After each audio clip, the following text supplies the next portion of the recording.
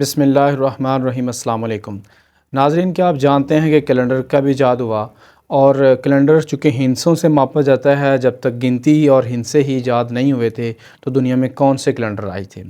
اس کے علاوہ پاکستان سمیت دنیا بھر میں رائج گریگورین یا کیتھولک کیلنڈر کب ایجاد ہوا اور کن ارتقائی مراحل سے گزر کر موجودہ حالت تک پہنچا؟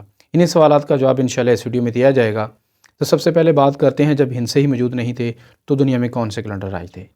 ناظرین، شروع میں انسان کے پاس سورج کے طلوع و غروب، اس کے عروج و زوال، اور چاند اور اس کی بدلتی شکلوں اور ستاروں اور ان کی حرکت کے اوپر غور و فکر کرنے کے علاوہ کچھ نہ تھا۔ لہٰذا انسان نے دن اور رات کے فرق اور دن اور رات کی تبدیلی کے بعد جو سب سے پہلے دوسری تبدیلی اس کائنات میں محسوس کی، وہ تھی چاند کی حرکتیں، چاند کی بدلتی ہوئی شکلیں۔ یعنی اس نے غور کیا کہ چاند پہلے ایک سمت سے نمودار ہوتا ہے اور آہستہ آہستہ پھر وہ بڑھتا ہے، پھر ایک خاص شکل کے بعد وہ ایک دوسری سمت سے طلوع ہو کے کم ہونا شروع ہو جاتا ہے۔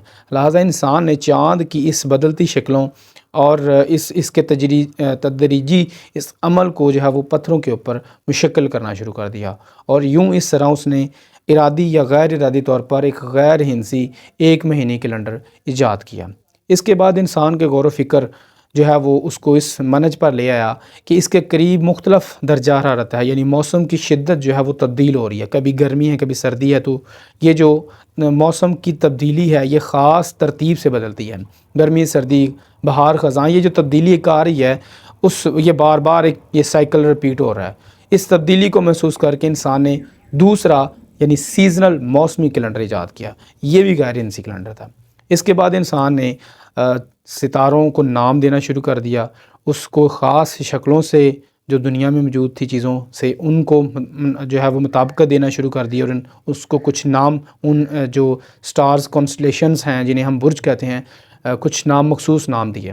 انسان نے یہ غور کیا وہ سال بھر میں کسی خاص نقطے پہ ہوتے ہیں اور وہ حرکت کرتے ہیں، اور وہ ایک خاص قسم کا چکر لگا کے، یعنی ایک اپنے ایک سائیکل کے بعد ایک خاص وقت کے بعد، یعنی ایک سال کے بعد دوبارہ وہ اسی مقام پر وہ جو ستاروں کا مجموعہ ہوتا ہے جسے ہم سٹار کانسٹلیشنز کہہ سکتے ہیں، برج کہہ سکتے ہیں، وہ اسی مقام پہ دوبارہ آ جاتا ہے، لیکن اس سارے چکر میں وہ ایک سال یعنی خاص مدت استعمال کرتا ہے۔ یوں انسان نے سٹار کانسٹلیشنز کی مدد سے ایک تیسرا کیلنڈر ایجاد کیا، اور یہ کیلنڈر بھی غیر ہندسی کیلنڈر تھا۔ اس کے علاوہ انسان نے جب بہت ساری تہذیبی شکلیں اختیار کی اور بہت زیادہ تہذیبی ترقی کے بعد انسان نے مختلف انسانی تہذیبوں کی طرف سے مختلف کیلنڈر جو ہے وہ ایجاد کیے گئے۔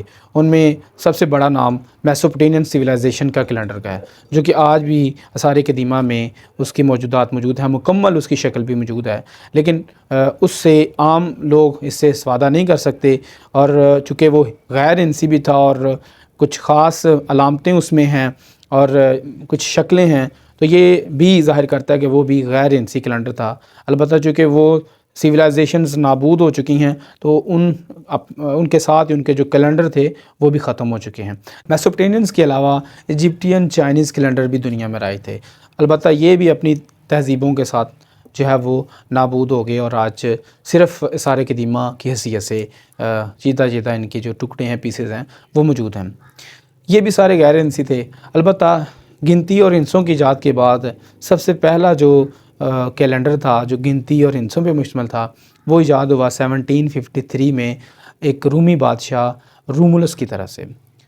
یہ چونکہ گنتی ایجاد اس دور میں انسان کر چکا تھا، اور سیزنل کیلنڈر یا قمری کیلنڈر جو چاند کے کیلنڈر انسان نے شروع میں بنایا، یا اس وقت کی جو بھی جدید تہذیبیں تھیں ان کی مدد سے انسان گنتی کے استعمال سے سال کے دنوں کی تعداد تو گن چکا تھا کہ 365 ہے۔ البتہ انسان نے جو پہلا کیلنڈر بنایا وہ 10 مہینوں کا تھا، اور اس میں 304 دن تھے۔ 61 دن جو ہے وہ اس جو سال کے تھے وہ کیلنڈر کے 10 مہینوں کے علاوہ الگ سے کاؤنٹ کیے جاتے۔ اس کے بعد 1715 BC میں ایک اور بادشاہ آیا جس کا نام کنگ نوما تھا، اس نے اس میں یہ تبدیلی کی کہ اس کیلنڈر کو 13 مہینوں پہ مشتمل کر دیا، اور جو 61 دن الگ تھے ان کو بھی شامل کر لیا ساتھ۔ البتہ جو مہینے 30 دنوں کے تھے ان کو 29 کا کر دیا۔ یوں 12 مہینے تو تھے جو 31 اور 29 دنوں کے تھے یا کچھ کم، البتہ ایک مہینہ جو 13واں مہینہ تھا وہ 10 سے 11 دنوں پر مشتمل تھا، اور وہ لیپ منتھ کے طور پہ استعمال کرتے تھے. اس کی کوئی مخصوص ترتیب میں کوئی خاص جگہ نہیں تھی، بلکہ وہ لیپ منتھ کے طور پر مختلف سالوں میں مختلف جگہوں پہ اس کو مہینے کو لے لیا جاتا. اس کے بعد یہ وقت گزرتا گیا اور کافی دیر بعد 45 BC میں ایک بادشاہ کنگ سیزر، جولیس سیزر، اس نے کیلنڈر میں ایک موڈیفیکیشن کی. وہ یہ کہ اس نے 13ویں مہینے کو ختم کر دیا اور جو اوپر والے 10 یا 11 دن تھے ان کو انہی مہینوں میں بڑھا دیا. 29 مہینے کے سارے مہینوں کو، 29 دنوں کے سارے مہینوں کو 30 دنوں کا کر دیا. یوں اس کیلنڈر کے 365 دن تو مکمل ہو گئے. البتہ ایک چھوٹی سی چیز تھی جو اس وقت تو محسوس نہیں کی گئی، لیکن بعد میں وہ جو ہے وہ انسان نے اسے محسوس کیا. وہ یہ تھی کہ یہ 365 دنوں پر تو مشتمل تھا جولیس کیلنڈر، البتہ اس میں 11 منٹ کم تھے. یہ کیلنڈر 11 منٹ چھوٹا تھا ایکچول سولر ایئر سے. سورج کے جو ہے وہ سولر ایئر سے یہ 11 منٹ چھوٹا تھا. 128 سال بعد یہ کیلنڈر سولر ایئر سے ایک دن چھوٹا ہو گیا، اور یوں 1583 تک، یعنی 1583 16ویں صدی تک یہ سولر ایئر سے 11 دن یا تقریباً 12 دن چھوٹا ہو چکا تھا. اس تبدیلی کو چونکہ ابھی بڑھ چکی تھی محسوس کر لیا گیا، اور اس کا حل نکالا اس وقت کے عیسائی رہنما پوپ گریگوری نے، کہ اس نے اس کیلنڈر میں، جولیس سیزر کیلنڈر میں 11 دن جمع کر دیے. یعنی جو کہ انہوں نے 4 اکتوبر 1583 میں جو ہے وہ اس تجویز کو منظور کروا کے اس میں 11 دن ایڈ کیے، تو 5 اکتوبر کا دن اس کے بعد نہیں آیا. یعنی 4 اکتوبر 1583 کے بعد جو ہے وہ اگلا دن وہ 15 اکتوبر 1583 کا دن آیا. یعنی جولیس سیزر کیلنڈر میں 11 دن جمع کر دیے گئے، اور مزید اس کا جو فرق تھا اس کو ختم کرنے کے لیے ہر 4 سال کے بعد ایک اضافی دن شامل کر لیا جاتا ہے، جسے ہم لیپ ایئر کی فیبرک کہتے ہیں، جو 29 دنوں کی ہوتی ہے.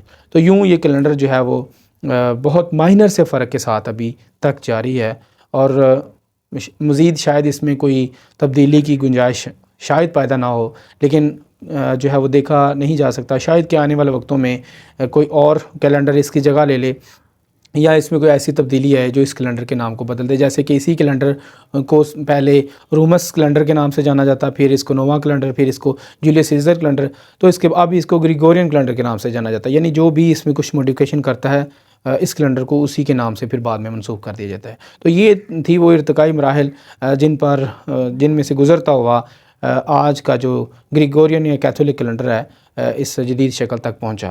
امید کرتا ہوں یہ ویڈیو آپ کے لیے کافی معلوماتی اور انفارمیٹیو ثابت ہوئی ہوگی. اپنے خیالات کا اظہار کمنٹ سیکشن میں کیجیے گا. انشاءاللہ ملتے ہیں ایک نئی ویڈیو کے ساتھ. السلام علیکم ورحمۃ اللہ وبرکاتہ.